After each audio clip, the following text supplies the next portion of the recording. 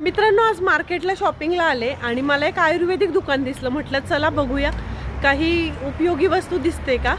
तर आतमध्ये गेले आणि खरंच एक उपयोगाची गोष्ट सापडली, पण ती विकत घेण्यासारखी नव्हती, कारण ते इन्ग्रेडियंट आपल्या घरातच असतात. ते कोणते ते बघण्यासाठी आपल्याकडे हळद आणि काळी मिरी पावडर असतेच. तर हे बघा, त्याच्या कॅप्सूल्स आहेत. जॉईंट पेनसाठी चांगले आहेत असं इथे लिहिलेलं आहे आणि इथले लोक हे विकत घेतात. हे कितीला आहे?